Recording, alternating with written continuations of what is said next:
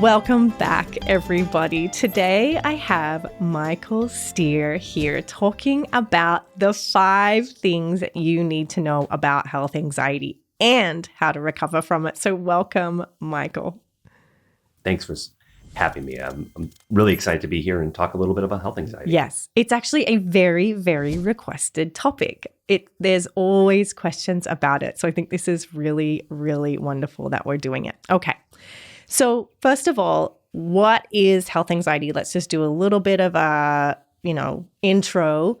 Tell me what it is and then tell me what it isn't, because that's point number Perfect. 1. Absolutely. Yeah. So we'll jump into point number 1, which is I kind of was breaking down if I could have people know 5 things about health anxiety, what would I want them to know, or people that support people with health anxiety? And number 1 point that you're kind of bringing up is the first thing that I would want people to know is exactly what health anxiety is. I feel like health anxiety is one of those things where, you see somebody on their phone looking up symptoms and everybody kind of knows, right? They're like, oh, yeah, I've been there before, right? We all kind of know what health anxiety is. But sometimes we don't know exactly like what it looks like, or even more so that there's actually treatment that people can get that actually works. Not medical treatment, but maybe psychological treatment. So I break down health anxiety in a couple different ways, which is one is if you actually have a medical condition. So if you were diagnosed with cancer or, whatever that might be, there can still be anxiety around those types of things, but that's not exactly what we would be calling health anxiety. Kind of in a professional community, that would be an adjustment, be a massive adjustment, right? Is like you get this scary diagnosis, you're trying to go undergo treatment, those types of things. So that's kind of one category. And then we also have this other category, maybe what we would lovingly call health anxiety, which actually is kind of awkward too, because there's really no such thing as health anxiety, oops. But there are some categories under health anxiety that we would say, these are actually what we're talking about. One of them is what we call illness anxiety disorder. The other one is what we call somatic symptom disorder. And these are kind of the 2 things that we would call health anxiety. Now, illness anxiety disorder is really a very basic way to break that down is a preoccupation with your health, but you don't have a lot of symptoms that go along with it. I mean, you might have some here or there, and it's like, oh, one day, like maybe my vision is a little bit more blurry, or I got a kind of weird pain over here. But usually the symptoms kind of come and go pretty quickly. Now, somatic symptom disorder is still the preoccupation with your health, but the one big difference that people run into is usually the symptoms are pretty severe. They're pretty significant, and they're usually a little bit long lasting. So, maybe people are dealing with, chronic stomach pain or pains in their stomach that they really become preoccupied about, but those symptoms are pretty significant where it's like impacting life, those types of things. And then the other category that we can just throw in there real quick is also OCD. And what we'll talk about here and maybe towards the end of this part is a lot of times I put health anxiety and OCD kind of as hand in hand. They're not the same thing, but they share so many of the similarities in how they work. And if you ever look through some of the OCD literature, OCD can have health themes. And so those would be times where we can become very, have the obsession and compulsion cycle go around health. So that's really what health anxiety is usually one of those 3 things, which is either you don't really have many symptoms and you really worry about it. You're actually having a lot of symptoms and you're worrying about it. Or it may be a bigger dynamic of OCD where maybe you have other obsessions and compulsions, and then maybe one of them is also just the obsessions and compulsions around your health. Amazing. What about hypochondria? Where would you put that? So that's an older term. Yeah. So we've kind of, and a lot of times I feel like I'm kind of glad that term has kind of shifted as just kind of like, illness, anxiety, and somatic symptom. Just because there's a lot of judgment and a lot of negativity also around kind of, as soon as somebody is like hypochondria, right? And it's kind of like, it comes with this like really negative experience and like, oh, they just worry about their health all the time, right? And it kind of gets dismissed pretty quickly. So that's just, if you ever see hypochondria, it's just an older term, or sometimes it's still used in the medical community. I think even when you look up in some of the things to, for some of the coding, it still comes up as hyperchondriasis. However, it's the same. It's a different terminology just for what we would now call illness anxiety disorder and somatic symptom disorder. Thank you for sharing that too, because I think Googling, because that term has been used for decades, that is often what people are looking for. And I think, as you said, people get dismissed like, oh, you're being such a hypochondriac about it. That I think I'm glad that you shared that. Excellent. Okay. So that was number one. Number two, what is the second thing we need to know about health anxiety? Absolutely. So number two is kind of going right off of what you were saying is a lot of times, what I would really want people to know is a lot of times people do get dismissed. And even clients that I'm working with, because I work with a lot of health anxiety clients, are still trying to navigate that relationship between they probably really do have some anxiety around their health, but they're also trying to work with the medical community. And that makes it quite challenging because, there can be some times where it can be challenging. People can get written kind of off of like, well, this person, they've been anxious about their health before. And then there starts to become what could be an obsessive worry, but also could be a very realistic worry of if I go back into my doctor and they kind of know that I deal with anxiety around my health, are they going to take me seriously? If I come in and I say, wow, I've been really having a pain here or here, like, are they really going to be listening to me, like really take me seriously and investigating this? Or are they just kind of writing it off as, this is, this person has been anxious about a lot of those different things. So the one thing I think that I think is really important for people to know is if you're working with a medical provider and you don't feel like they're listening to you, they're not validating some of your concerns, you don't feel like they're really invested in some of these things, it's always okay to go find somebody else. That is totally okay to do. You can take it from me. I don't know, there's no delineation of a health anxiety specialist, but because I think there can be some of those times where those things are not taken serious. So if you do feel like that is a relationship that you're having with a health provider, find somebody new.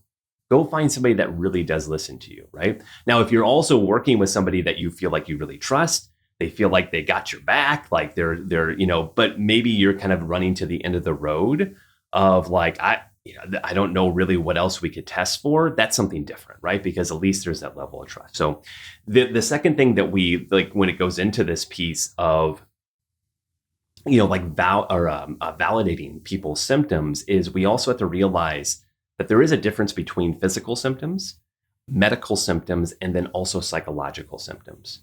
And so here's how I would break these things down. Medical symptoms is usually the ones we're really afraid of. Now, a medical symptom could be like if I have chest pain, and a medical symptom would be I need to go to the hospital because I'm having a heart attack. That is an explanation, a medical explanation of a symptom that I'm having. And the most appropriate cause of action or course of action at that point is go get help, go to the ER, those types of things. So that's one category or one bucket that sometimes we put those in. A second bucket is what we call physical symptoms. And a physical symptom is something that's actually really happening in our body, but we probably don't need to run to the ER or the urgent care because of that. So like, for instance, if I went and did a bunch of yard work over the weekend and my back really hurts, arguably because I'm getting older or because I've done a lot of yard work, who knows? That's a real physical symptom that a lot of times our mind could try to catastrophize, but it's probably not something that I need to go and run to the doctor about. I probably need to take it easy, put a little bit of ice on my back, et cetera, et cetera. So we have medical symptoms, we have physical symptoms, but then also we have psychological symptoms. And this is the way that our mental health can also affect our physical body. So for instance, if we're becoming anxious, I'm sure that, if anybody has ever been anxious before, which I'm going to assume everyone has, if we become anxious, sometimes our chest gets tight. That's a real physical symptom. That's a real symptom that we have. But the origins of the conclusions of that is from a psychological standpoint. Now, here's why I think these buckets are important, why I want people to know about them. Surprise, surprise, health anxiety always usually goes to one bucket: medical symptoms, right? It's like lower back pain, medical. My chest is tight, medical. This weird kind of feeling in the back of my head, medical, all of those different types of things. And one of the things is being able to have this context of, if I could start to separate some of these symptoms out to, maybe there are some symptoms that I could have that are medical, but maybe there's also physical symptoms that are just happening. There's a great article that I always like to give all my clients, The Noisy Body by Abramowitz. That's just a wonderful handout, a wonderful article. And it just speaks to the nature of we get signs and symptoms and weird feelings and burps and farts and all these things all the time. The hard thing is when our mind gets really preoccupied and starts to put them into the category of, oh no, what if could this be this really negative thing? So that's the second point that I really want people to know is we have to realize that even though there is always this scary explanation of symptoms, it's important to have this perspective of noticing there could be medical symptoms that I need to really do something about, physical symptoms that I need to do some TLC, and then also psychological symptoms. And then one last thing I just throw in there real quick before we can go on to the third one is the most important part about this is regardless of what bucket you put this in, all of them are valid and real symptoms. That's the other piece that we get into this kind of stigma or negativity that sometimes people will talk about a real symptom that they're having. And then they'll be like, oh, well, that's just your anxiety, almost as if the symptom is not happening. And so I think what I would really want people to know with health anxiety is regardless of what bucket it's coming from, it's always real. You're always valid in feeling it. The one question that we have to just ask, which is going to lead us into number 3 at some point, is, can we trust that the explanation for the symptom that our brain has brought us is really the explanation of what's happened? So I have a question, which you might answer Absolutely. it in that you can even use this for an Sure. example. So a lot of my followers know that I, in 2018, was diagnosed with postural orthostatic tachycardic syndrome. Mm-hmm. One of the main symptoms of that is that you faint.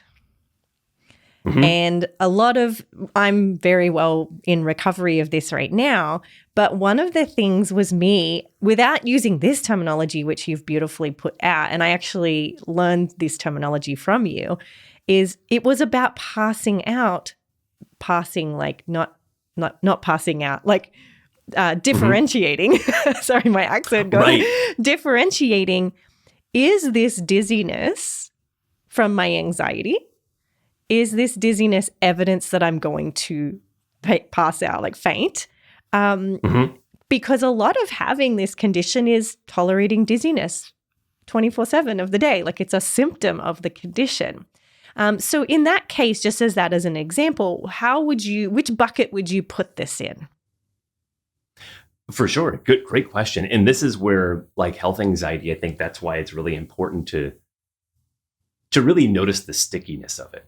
Right? Because, as an OCD specialist, a lot of times when we deal with OCD themes, we're not often having people deal with, harm obsessions and also undergoing evaluations to see if they're a murderer. Yes. Right? Yes. We don't usually do that. No. That doesn't really make sense. But a health anxiety starts to become this kind of interesting dynamic of, well, what happens if we have anxiety around medical conditions that are happening?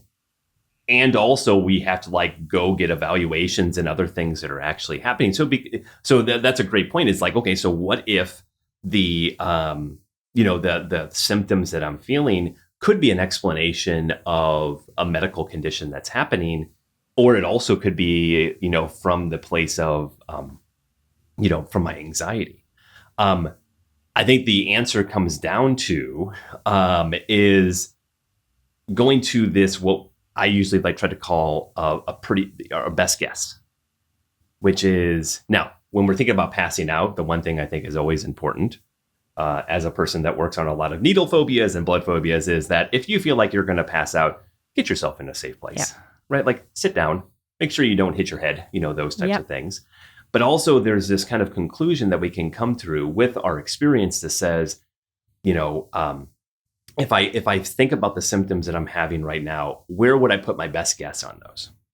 right? And if we're putting into that medical side, then we could say, okay, well, I need to do whatever the doctor has recommended that I do in those situations, because that's just what's most helpful. If I'm feeling like it's more on the anxiety side, that's maybe where I could use some of my tools that we learn in therapy to be able to manage that. Now, is it a perfect system? No, it's not, right? Because there's always this little piece of uncertainty and the unknown there that always wants to kind of pull us from one way or to the other. But I think that's what's also really important about being able to kind of discuss those things, either with your doctor or a therapist, to be able to really walk those muddy lines. I have quite a few clients that we try to walk that line all the time where, I've had clients where they thought that maybe this was, or maybe it was assessed as like, oh, this is just something anxiety related. That's why you're having symptoms. And then it's like 2 months later, surprise, I'm allergic to this, right? And so that's why we don't always know the answers to all of those things. But as we kind of go, we can kind of walk that line to say, could I make my best guess about what this is at this current period of time? And if that was the case, what would I do in that moment? Yeah. And so do I need to go a medical route? Do I need to go to a psychological route? Yeah. Which I think takes us to step number 3 so beautifully. Mm-hmm. So go ahead and share what is the thing we need to know. Absolutely. So number 3 talks about a lot of times our brain can bring us to a lot of different conclusions. And we just talked about the conclusions that a lot of times our brain can bring us into in terms of medical, physical, psychological. And a lot of times we just take those conclusions as the truth. We just go with them because they're terrifying, they're scary, right? And they feel really threatening. Mm-hmm. And so one of the things that I think is important for people to recognize is I like to use the example of a spam email, which is I'm sure we've all gotten spam emails. And if you haven't gotten a spam email, please let me know your trick, because that would be, I could clear out like 75% of my email box. But a spam email to me is kind of walking this line between, is a spam email real? Oh, of course. We all get them in our email box, right? Like they actually come through to us. They have a timestamp, et cetera, right? But the one question that we have to start to kind of wrestle with health anxiety is the conclusion or email that I'm getting a reliable source of information? And so if you get an email from Tom Jones 1973 at AOL.com that claims to be from the FBI, why would the FBI be sending you from AOL? That doesn't make sense, right? Now, is that email real? You betcha. Yeah. However, if we can question its reliability to say, do I trust this email to be what I think it is? Then that can really start to dictate some of the actions that we take. So when we think about health anxiety, right, is your brain can give you a lot of really scary and a lot of really unknown possibilities that could be going on with you. And so, one of the things that I think we have to really kind of start to become curious about is, do I just go with them? Am I there just responding to all of my spam emails in my email box? And if you do, we probably need to help, like credit monitoring and all those things. Yeah. But beside from that point, do we get ourselves into a lot of actions that could be very unhelpful when we take these emails as reliable? Yeah. So like, for instance, if you had the dizziness, right? And your the initial evaluation or conclusion that your brain comes up with, AKA what we could also call an obsession, right? Is like, this could be an aneurysm, or maybe you're gonna have a stroke, or all these different types of really scary things. If we take that as a reliable piece of information, it starts to make sense that we would be like, well, I need to figure that out. And I need to like look up some symptoms online, or I need to go to the urgent care, whatever those things are, right? But if we get by the way, I should have included this earlier, but that's okay, we'll include it now. This is all on the premise that we have a relatively good answer. So if you're getting dizzy for no reason and you have no idea why, I don't want you practicing anxiety tools. Yes. Go to the doctor, right? Like, explore those things, figure those things out, try to get a pretty good answer.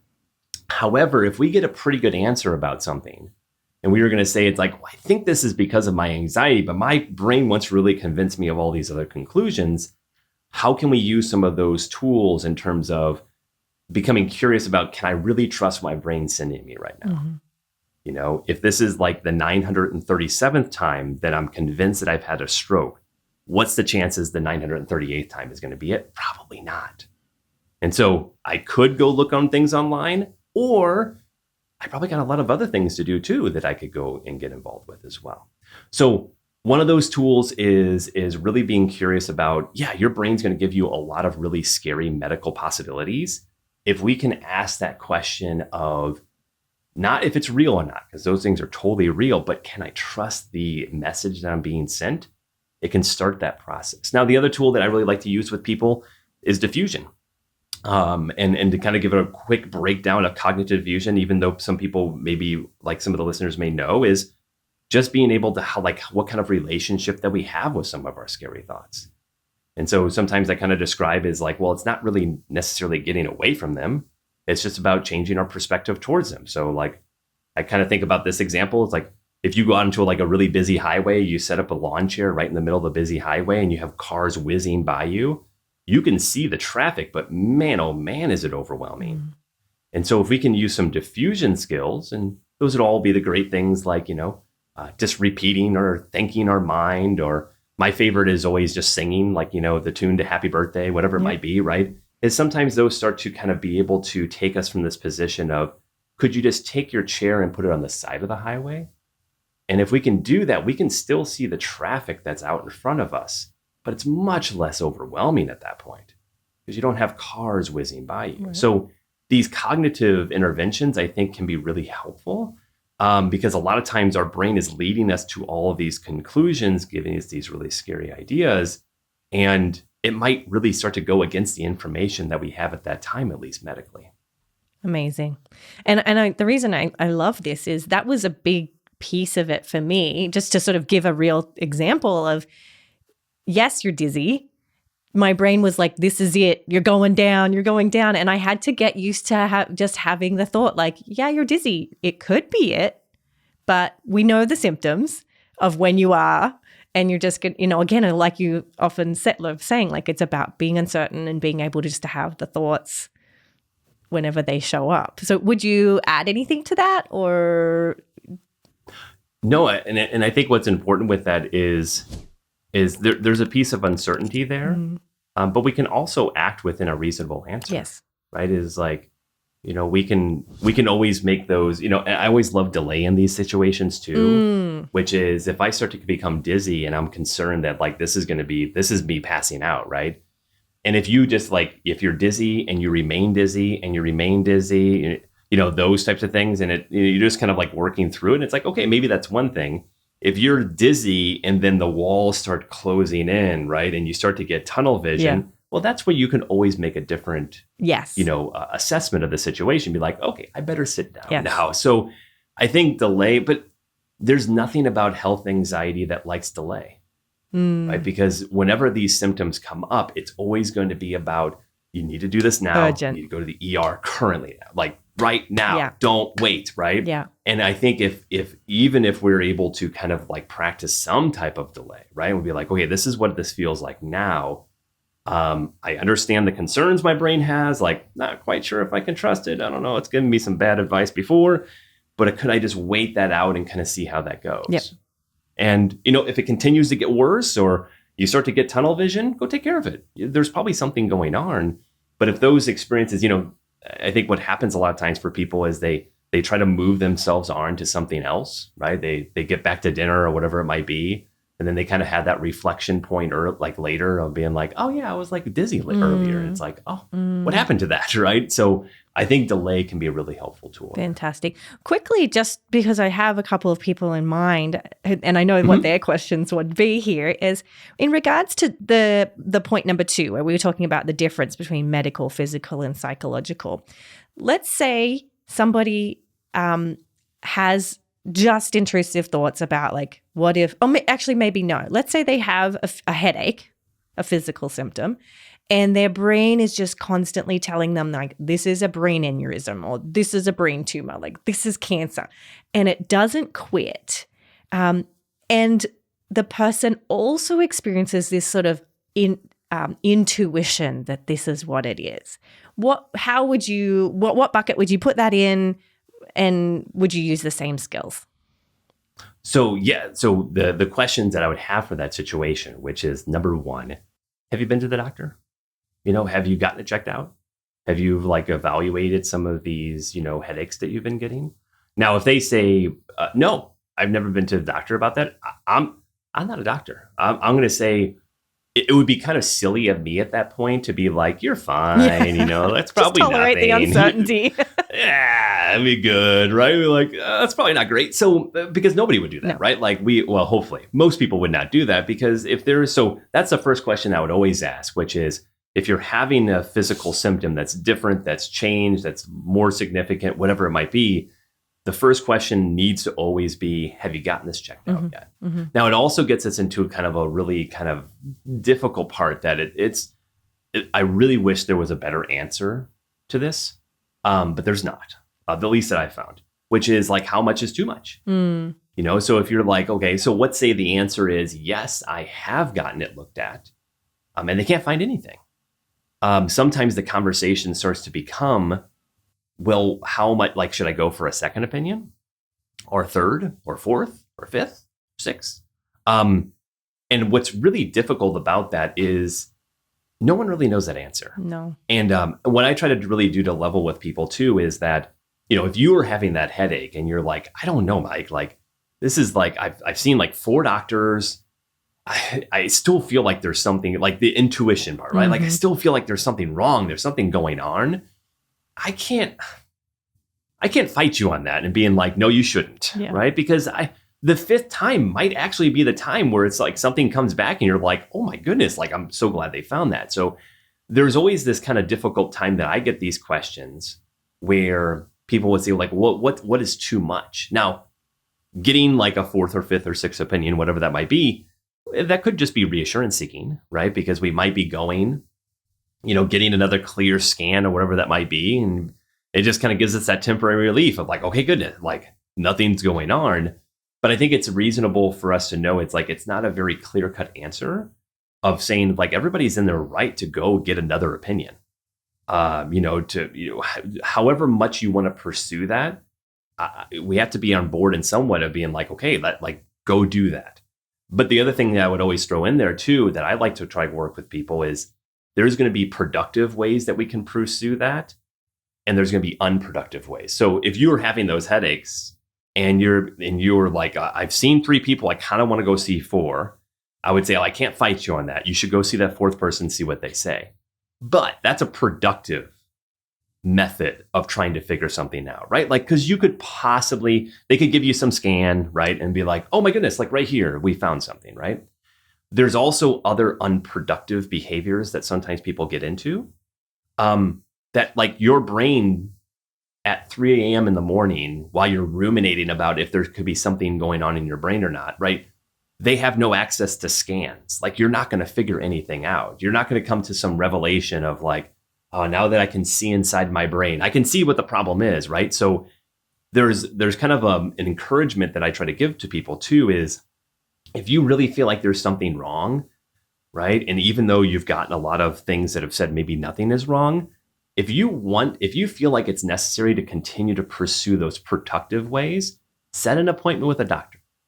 Go to that appointment when it's the time, right? Great, go do those. But some of these other things, when we're thinking about like, but are we like ruminating about this for hours on end during the day?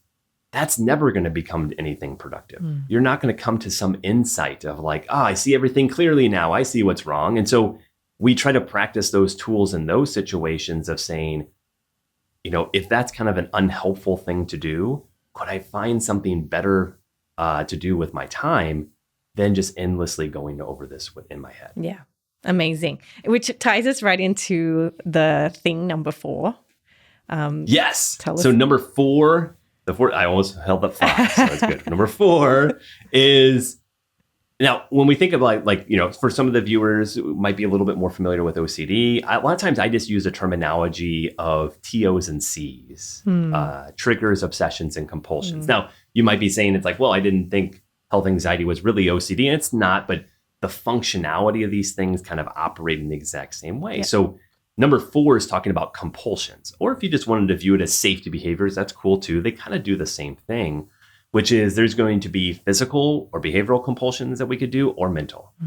And one of the things that we really have to account for is just their ability to not really be able to give us an answer that we really want. Yeah. and how sometimes it actually, especially with health anxiety, one of the things that I'll point with health anxiety usually makes things worse. So there's always like pretty classic different mental or behavioral compulsions, Googling or, going on WebMD and clicking on the little body, right? And being like, we get the huge list, you put in fatigue and it's like, gives you all these terrible things, right? It's like, oh, maybe, I don't know. There's like cancer at the bottom of every single WebMD article. Everyone, yeah. Yeah, it's just like, just put it on the bottom. Yeah. We can, it'll be there. The one thing I think is really important to consider specifically with health anxiety is the tendency for us to become really inwardly focused. And I think this makes it really difficult for people to be able to have any chance of being able to move on from any of their health worries. Because a lot of times what we'll want to do is the one thing that we want to monitor is the thing that's wrong. And so, for instance, if you go back to your dizziness, right, we might continue to check in on that, being like, well, am I dizzy now? Or am I dizzy now? How about now? Right. But the problem is that now you're swapping buckets. Yeah. Right. Because we have the medical, we have the physical, and we have the psychological bucket. But let's say, I don't know, you feel dizzy because you drank a little bit too much coffee this morning. You're kind of feeling a little, whoa, right? That's a physical symptom. Yeah. It's not medical. You don't need to go to the doctor and be like, I drank too much coffee, and be like, great. Just go run around for a little bit, work it off, right? But the hard part about that is like, so that's a physical symptom.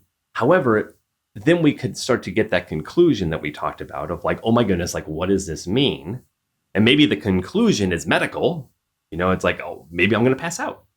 But then the result of that is psychological. Yeah. We start to get anxious about it, right? And we're like, oh my goodness, like this could be really bad. And like, I don't want this to happen. However, now the byproduct of anxiety a lot of times is lightheadedness. Yes. Right. And so we work into this catch-22. The hard part about it is we keep checking in on those. And there's a lot of body monitoring with health anxiety that really gets people stuck. Yeah. Really paying attention to feelings and sensations and symptoms. And the hard part is it keeps going back and forth between these two things of we get really concerned about a symptom. It makes us feel anxious, which increases symptoms, which we notice more. And when we notice more, it makes us feel more anxious. And when we get more anxious, and so we just keep getting into the step ladder. So one of the things that I think is important when we think about this catch-22 that starts to happen is I try to really encourage people to think about if often you start to get stuck within your body, your focus is inward, thinking about how do I feel? What do I notice? All of these different things. The biggest goal that we can do with any of these things is how do we become more outwardly focused? That doesn't mean that you have to like pretend that you're not feeling some of these things. I'm a huge fan of dialectics in terms of using and statements. Yes. Which is noticing like I'm feeling dizzy right now. And also I could try to be as best of my ability really involved in whatever's going on around me. And so I think it is, like there's a lot of different compulsions and things that we could talk about. But the biggest one I would want to bring up, at least for people to be aware of, sometimes becoming more inwardly focused gets us stuck more. Yeah. And understandably, it's scary to direct ourselves away from those, right? Because then it starts to feel terrifying of like, oh my goodness, what if there's something that's really going wrong with me and I'm not paying attention to it? And that's where we start to get to the feared consequence, right? Yeah. Of like, that's terrifying. And also that's where some of the work starts to become, which is if I can recognize I have a pretty good answer about this, maybe my brain isn't being all that reliable. I think this is just a psychological symptom. Maybe I'm willing to take the risk that maybe it could be something bigger, badder. But in service of being able to get back to my life and do the things that I would like to be able to do, maybe that's a risk I'd be willing to take. Tell me about number 5. That leads into number 5. I didn't realize whenever I wrote these out, these were going to blend so well, but we'll just take it as flowing. We're jiving today. I know, right? The number 5 just goes back to this piece of the hardest thing about health anxiety is that one of the things, it's not always about death. Because sometimes that's what people always think is like, oh, you're just afraid to die. And for some people that is, and it's always like that really weird, look I get on people's faces whenever I always hit the preface. We always like to ask that question of like, what would be the worst thing about that? And health anxiety is always the really like interesting one where it's like, well, I'd probably die, and be like, what would be the worst thing about that? And some people look at me and they're like, what? I'd be dead. I'd be dead. And you're like, yeah, I know, but what would be the worst? And so for some people it is. It's just about death. But there's a variety of different feared consequences that I think it's important for people to wrestle with too, which is some people it's around death. Some people it's about just the struggle. Yep. It's about treatment. It's about just how miserable it'd be. It would be about, the whole process around, getting treated and, saying goodbye to people. For some people, it's not just about death, but it's also about like the impact that they would have on their family. Yes. I see a huge increase in health anxiety when people usually have like big life events. Yeah. Not just in terms of stress, but like they get married and now it's kind of like it's up the ante of their health anxiety. It's like, well, now it'd be kind of bad if you died. Yeah. But it would be even worse because now you leave like your spouse behind, or even worse, like kids when kids start into the picture, right? And it's like, oh my goodness. And so I think it's really important to kind of start to look at is there's a lot of things that we could really fear to lose. The dirty trick that health anxiety plays is it kind of makes us lose those things before we've even lost them. Yeah. And what I mean by that is that sometimes we become so preoccupied with our health, going to the ER, running to the doctor again, or just ruminating in our mind, or, the family's around, or you're having dinner and you're on your phone, right? Like looking up symptoms, right? The things that we're afraid to lose might already be there. Yeah. They're there in front of you to be able to engage in. And the really hard thing is we're afraid that those would go away, but they've already gone away. Yeah.